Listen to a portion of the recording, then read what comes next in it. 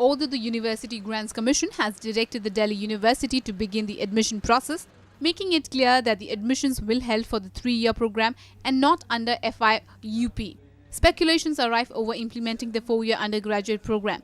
Meanwhile, NNIS was at ground zero to speak to the principal of Deen Dayal Upadhyay College, who feels that amidst this entire hullabaloo, admissions must go on. Principal of Deen Dayal Upadhyay College S.K. Garg, in conversation with NNIS, said that all the principals of colleges have decided to write to UGC to go ahead with the 3-year undergraduate program. नहीं, registrar से orders कुछ नहीं आए हैं।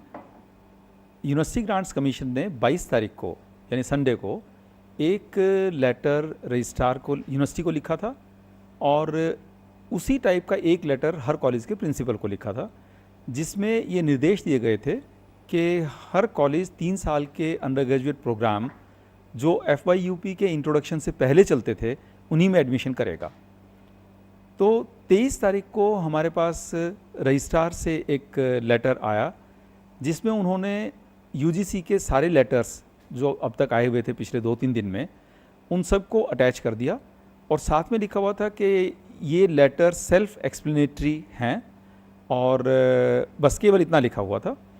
तो हमने ये सोच के कि यूनिवर्सिटी ने क्योंकि UGC के लेटर भेजे हैं सेल्फ एक्सप्लेनेटरी कहकर, तो 3 साल के कोर्स करने में कोई आपत्ति नहीं है, तो सारे कॉलेज के प्रिंसिपल्स ने ये डिसाइड किया कि हम UGC को लिख देंगे कि 3 साल का कोर्स कर सकते हैं।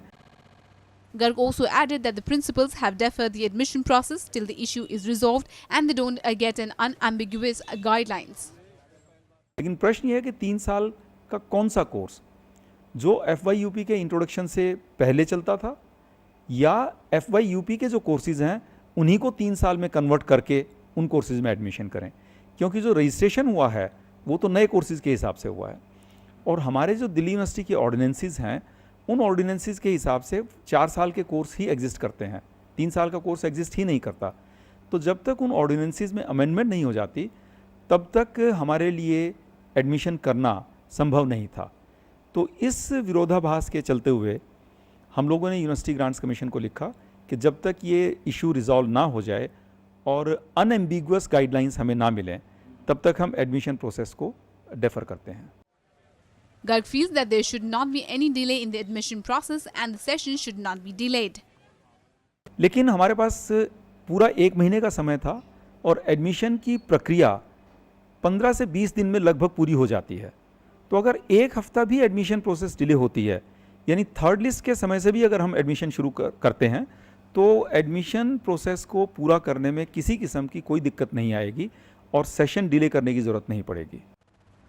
Garg further added that if any section feels that injustice has been done with them, then they have full right to raise voice against it. कोई भी समुदाय, कोई भी सेक्शन अगर ये महसूस करता है कि कोई अन्याय किसी के साथ हो रहा है तो उनको प्रोटेस्ट करने का अधिकार है।